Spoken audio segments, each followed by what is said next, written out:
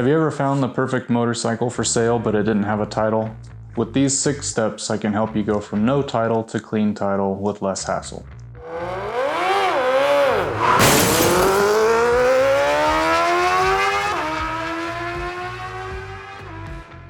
Hey, my name's Ryan. Welcome to my garage. I'm going to walk you through the bonded title process step by step. I promise this will save you time and probably a few trips to the DMV. And if you stick around to the end of the video, I'll go through some of the more complicated forms that you'll have to complete. The bonded title process isn't difficult or scary if you have the right information going into it. This motorcycle behind me, I purchased at auction with no title. I didn't know it at the time, but it had been stolen and recovered. You might be able to tell by the spray paint that it's been painted. It used to be white. But in spite of all that, I was still able to get a new clean title in my name without any issues. When do you need to get a bonded title? This procedure needs to be completed when you've purchased a vehicle and you don't get any ownership documents along with it. And also you don't know whose name is currently on the title.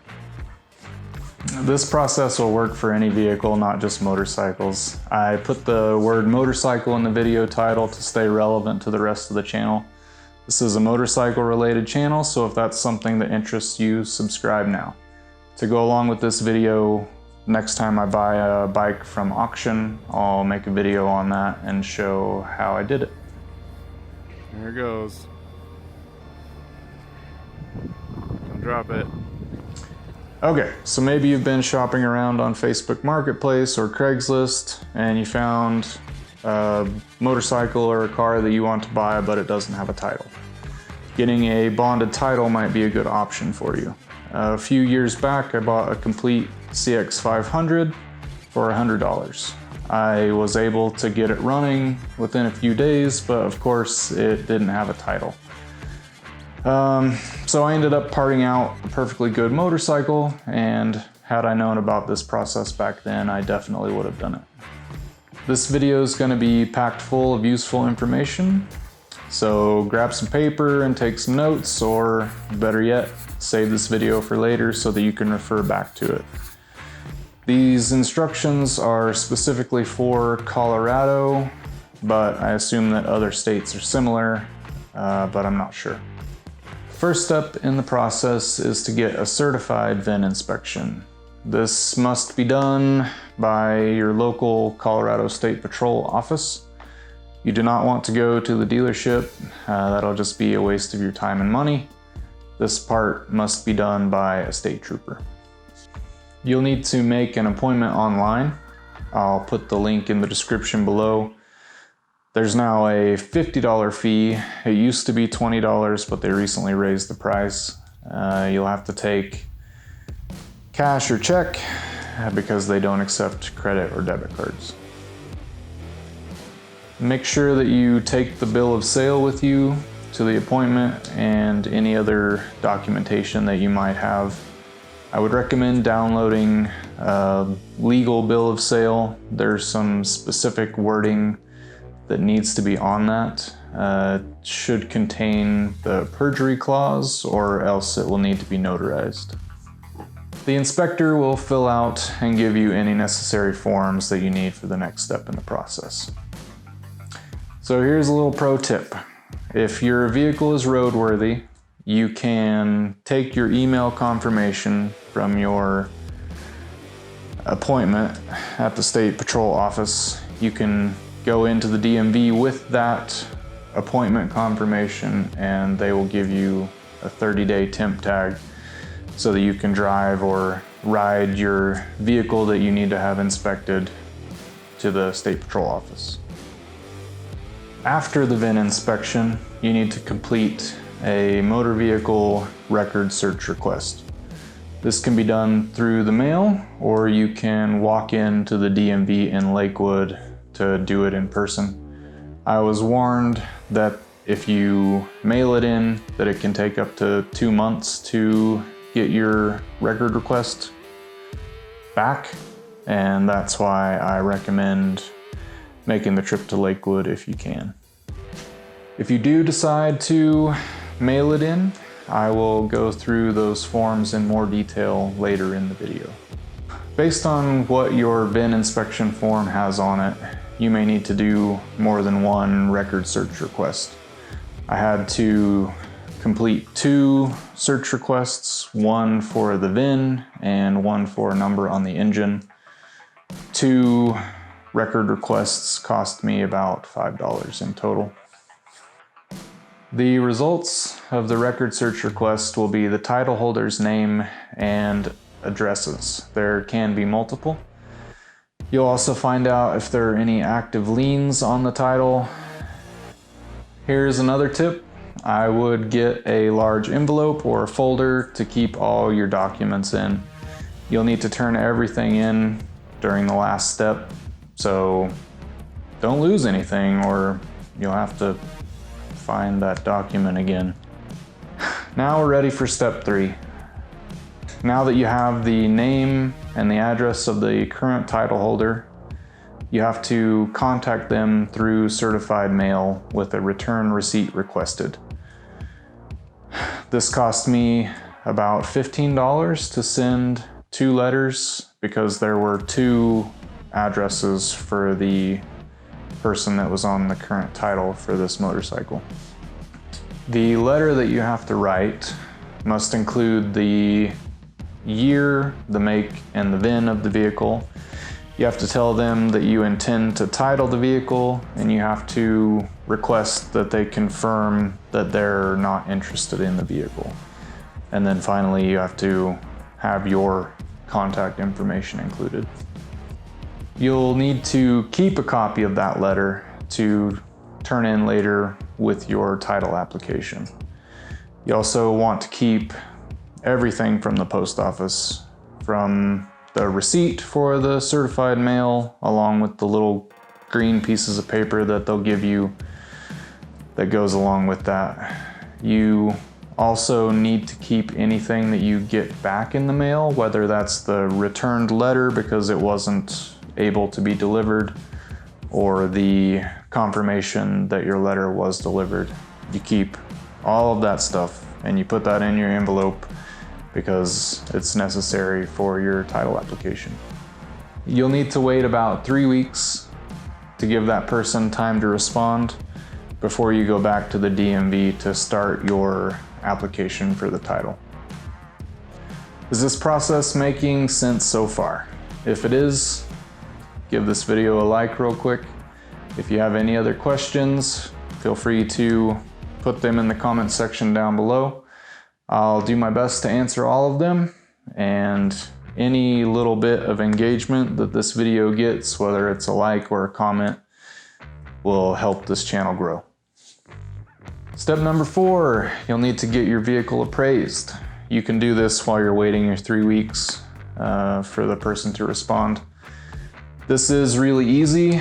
If the vehicle is 7 years old or less, you can just go to nadaguides.com. You find the average retail value, and that's the appraisal for your specific vehicle. If it's older than 7 years, then you need to find a dealership that will appraise it. I recommend calling around and setting up a time where you can get with the appropriate person that would do the appraisal.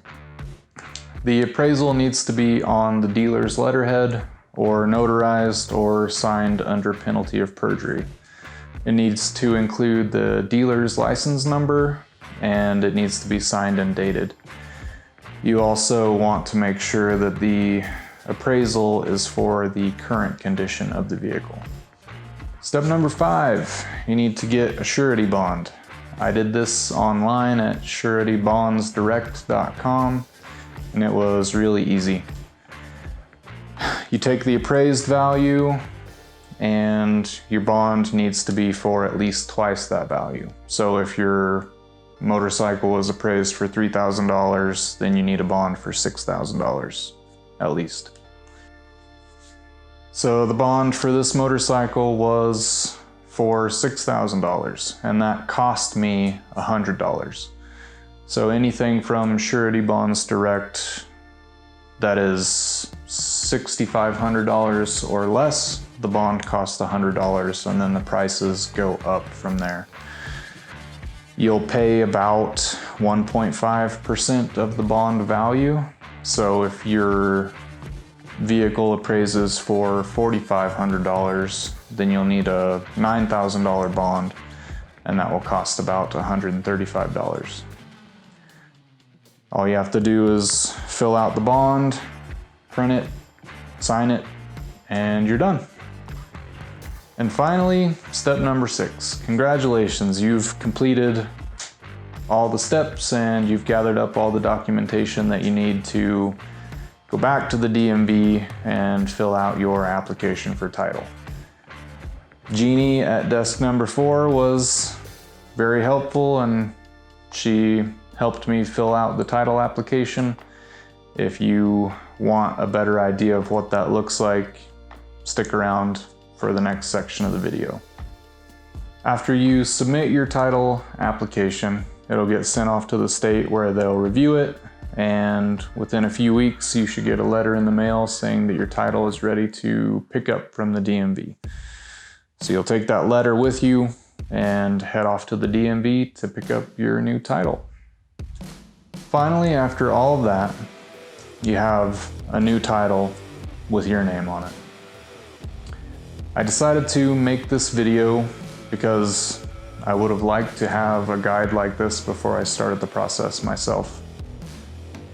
Let's take a little brain break. Let me know what vehicle you're gonna get a new title for in the comment section down below. And when you're done with that, you can hit the like button and subscribe if you haven't already. Now it's time for some bonus tips. Let's head over to the computer and we'll go through some of the forms.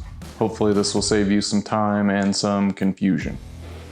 During the VIN inspection, the inspector will fill out the form, so there's no real worry there. But this is what it will look like. Each number that the inspector puts in this area, that is what you'll have to do a vehicle search request for.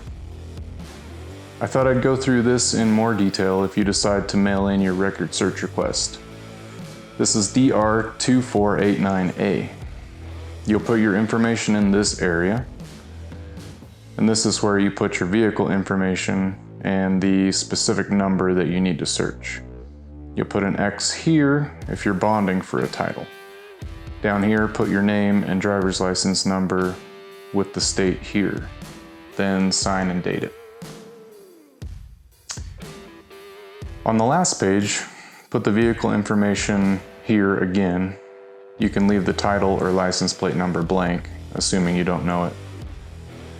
Here you just write why you're doing the search request. I wrote record search request for bonded title. Motorcycle was purchased at auction and no title was received. Finally, sign and date at the bottom. You'll probably have to search your engine number as well. This is done in the same way. You just put your engine number here instead of the VIN. Next is the bond statement guide, and that is DR2394. Fill all of this out the best you can. For the reason the title is not available, you can just write motorcycle was purchased at auction and no title was available. Vehicle was purchased from goes here with the date and the purchase price. Here I just wrote that several phone calls were made to the seller. When you contacted the owner of record, I wrote a certified letter with return receipt requested was sent to the owner of record. The letter was received by the owner of record. There have been no response received after waiting 2 months. I waited longer than I needed to because I didn't know any better at the time, and just a reminder, 3 weeks is long enough to wait. Sign and date down at the bottom. On this page, I was instructed to put specific bullet points. You can just see what I wrote and then replace what doesn't apply to your situation. So I wrote, the motorcycle was purchased at auction and no title was received. The motorcycle is a 2013 Honda with VIN of your VIN. The owner of record was sent a certified letter with return receipt requested. There was no response received after 2 months. The motorcycle was purchased from the seller on whatever date it was for whatever price it was. Several phone calls were made to the seller to figure out how to get the title. There are no liens against the vehicle and it is currently roadworthy. Sign and date again at the bottom. Finally, after all of that, you're done. If you're serious about motorcycles, follow me at SO9 Engineering over on Instagram. You can see what I'm working on. Did this video help you? Are you going to use it to get a title for your vehicle?